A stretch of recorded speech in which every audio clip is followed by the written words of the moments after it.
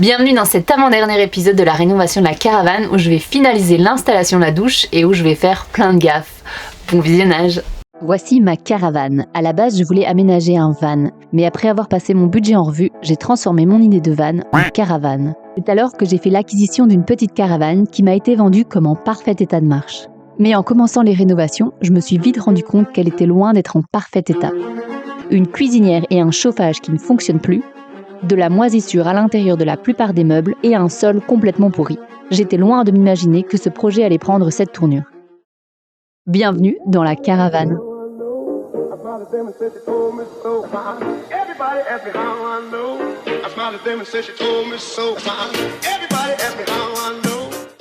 Dans l'épisode précédent, après la partie démolition et nettoyage, je me suis occupée de la peinture et de refaire le sol. Ensuite, j'ai commencé par la cuisine qui était complètement à refaire de zéro. Et j'ai transformé les 2 anciennes assises en un lit-coffre. C'est loin d'être fini, mais la caravane a déjà une toute autre allure.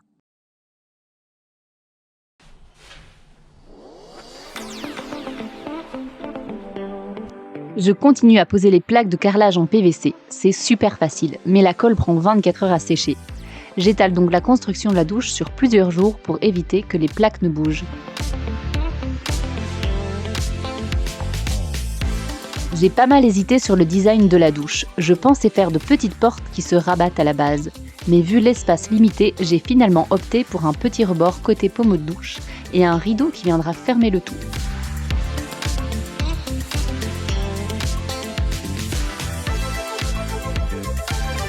J'ai récupéré des chutes de MDF, donc mon rebord est en 2 parties. Mais avec du recul, j'aurais mieux fait de prendre une planche entière pour éviter d'avoir la trace de la découpe.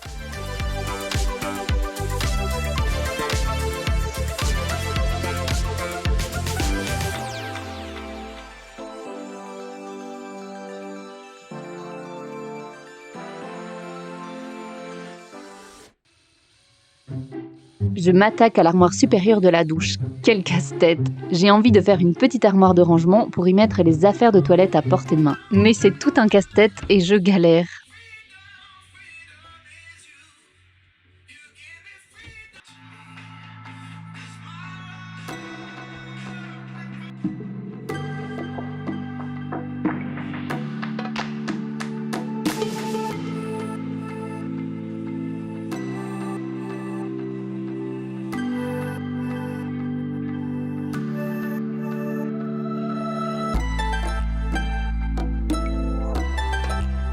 En attendant que la colle des plaques ne prenne, je fabrique une petite table pour l'installer entre les 2 assises. Rien de plus simple, j'assemble des planches avec un cadre en bois que je fixe avec des vis par le dessous pour ne pas qu'elles soient visibles.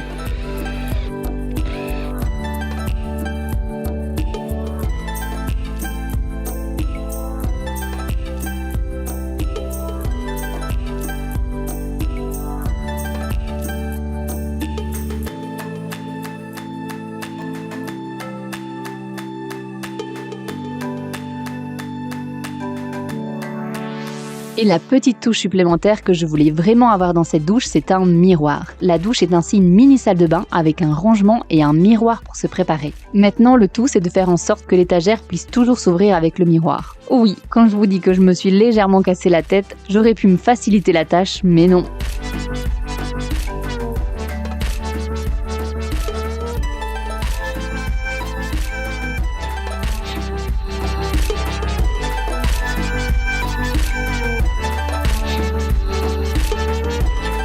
Bon, c'est loin d'être fini, mais l'idée c'est ça, une petite armoire cachée derrière le miroir. Je dois bien sûr lui mettre des étagères, la peindre, etc. Je suis plutôt fière de l'allure que prend la douche. Elle est bien lumineuse avec ses 2 vitres.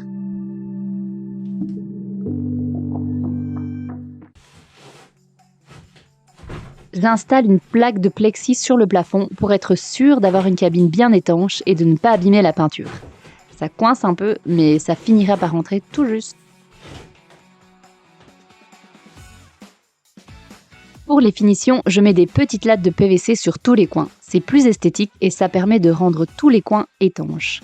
Il faut juste ajouter un petit joint de silicone. Yes, coupé au cutter.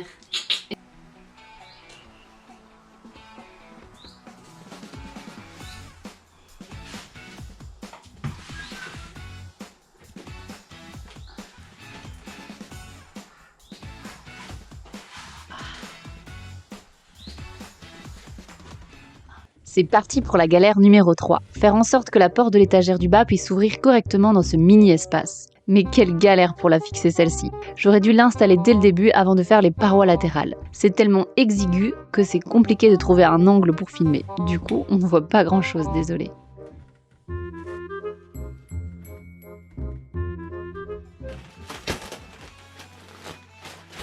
J'ai commandé un matelas de 1,20 m de largeur. Ça ne court pas les rues ce genre de dimension, mais je suis contente de la marque, il est hyper confort.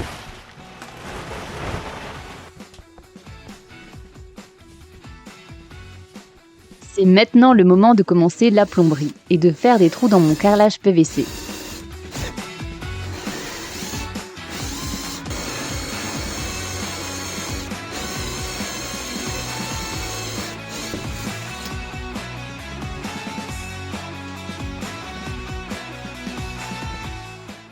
Bien entendu, je me suis plantée pour l'emplacement du deuxième trou pour le mitigeur. Mais j'ai su récupérer ma bêtise en collant une petite cale en bois.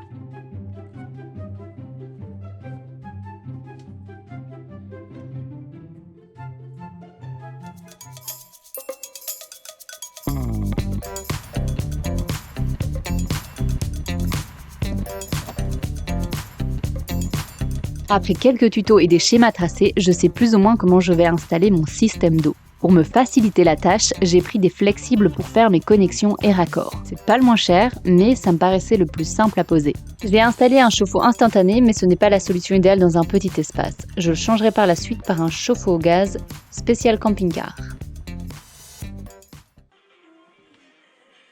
Pour que mon système d'eau soit complet, je dois m'occuper des évacuations. Encore une fois, je me transforme en contorsionniste pour travailler dans un mini placard.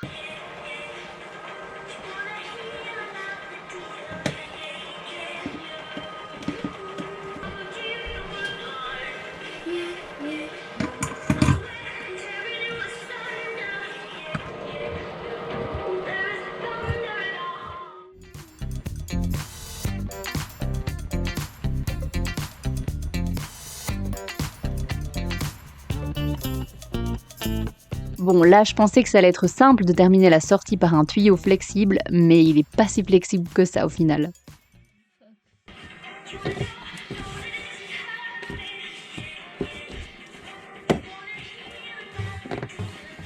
Ah, avec un coude, ça passe mieux. Vous la voyez l'obsession pour la chanson de la dernière saison de Stranger Things ?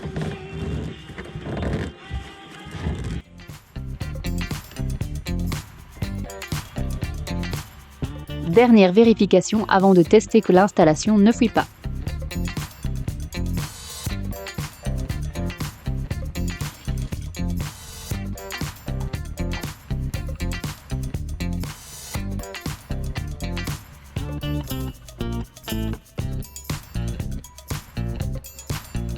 Ça me semble pas mal, aucune trace d'eau.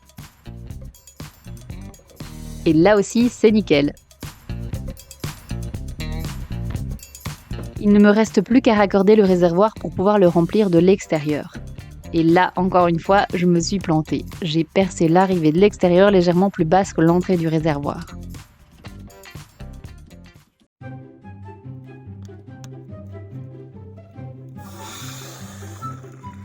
Et 3, 2, 1, vous allez voir le résultat de ma bêtise. L'eau ne s'écoule pas bien et elle ressort.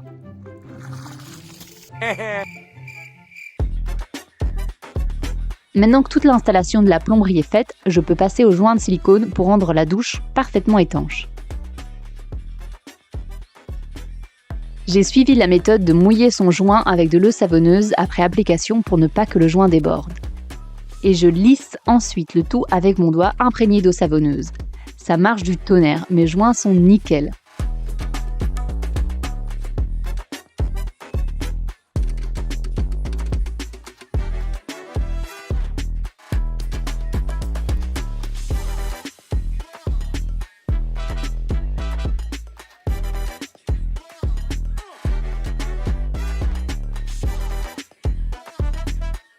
Par contre, j'ai plein de coins et recoins à rendre étanches, ça n'a pas été l'étape la plus courte.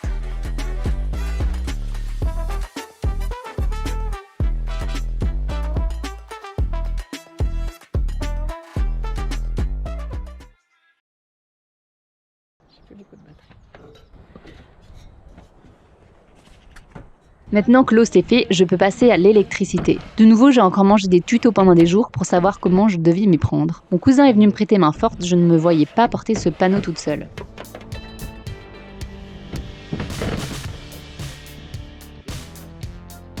J'ai envie que la caravane soit autonome, donc je vais installer un panneau solaire de 150 watts et une batterie de 576 Wh.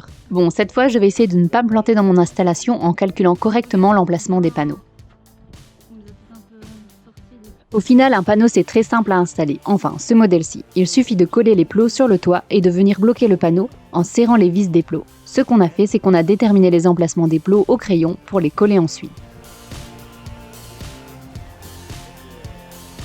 Puis j'ai essayé de filmer le trou pour l'emplacement du passe-toit, mais la batterie de ma caméra a lâché.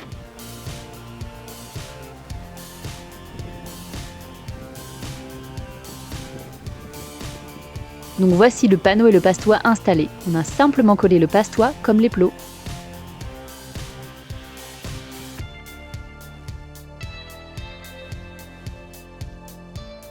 Alors, par contre là, chose à ne surtout pas reproduire. On va voir qu'on n'utilise pas du bon matos.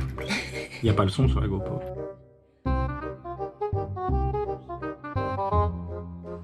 C'est le travail de cochon. Oh oui, ça tu l'as dit. Très mauvaise idée cette pince coupante pour faire les branchements. Au final, les connecteurs étaient mal branchés et le courant ne passait pas. On a pu tout recommencer dans les branchements avec mon copain, avec une belle pince bec de cigogne adaptée pour le job. Et cette fois, ça y est, le courant passe et la batterie charge.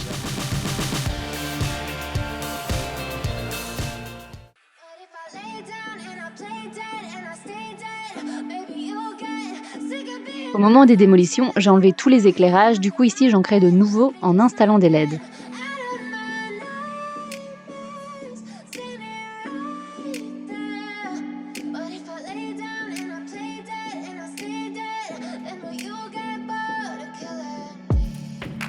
Silhouettes of you are like a taunt. Never really know just what you want. With you I don't ever feel calm. Maintenant que j'ai compris le système des interrupteurs, plus qu'à tester et à en installer. You don't understand the pain it brings. You don't ever wanna give me wings. You don't ever wanna set me free. You know I'm addicted to you, and it's twisted. You've been gifted with the evil voodoo. Got me coming back for more, even when I've been screwed. Dolls full of pins, pierce my heart straight through. I got issues in my head. I like you in my bed. Je ne sais pas si ça vous intéresse, mais pour le système électrique, je suis restée sur du 220 volts qui provient de ma batterie pour pouvoir brancher des appareils plus puissants comme le frigo. J'ai juste mis un boîtier transfo à la base de mon circuit qui alimentait mes LED. J'ai eu l'impression de me transformer en électricienne à la fin de cette installation. Et la lumière fut. C'est tout bête, mais je suis hyper fière d'avoir réussi mon circuit électrique. Comme je ne trouvais pas le modèle de lampe avec ampoule qui me plaisait, j'en ai créé une. Je voulais que l'interrupteur soit intégré dessus, donc j'en ai installé un. Jour, nuit. Tant que j'y suis, je vais installer une aération électrique qui de base était prévue pour la douche. Mais l'espace étant vraiment trop petit, j'ai changé d'avis pour l'installer au niveau de la cuisine.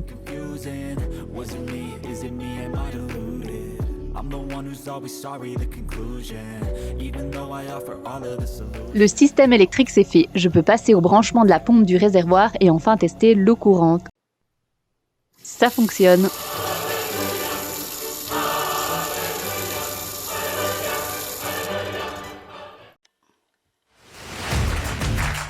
Le moment que j'attends le plus, tester l'étanchéité de ma douche.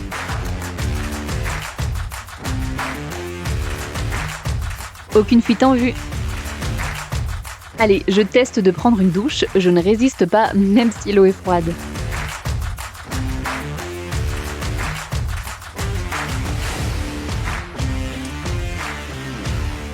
Première douche. Autre chose à remplacer sur la caravane, la poignée de l'entrée. Le verrou était cassé, donc j'ai décidé d'installer une nouvelle poignée. J'avais attrapé le Covid et le jour où j'ai voulu l'installer, j'avais de la fièvre. Et je réfléchissais encore moins bien que d'habitude. Merde, t'es conne. Oh putain. Vous la voyez l'énorme boulette? Je n'ai pas vérifié l'emplacement du verrou à l'arrière qui du coup ne verrouille rien du tout.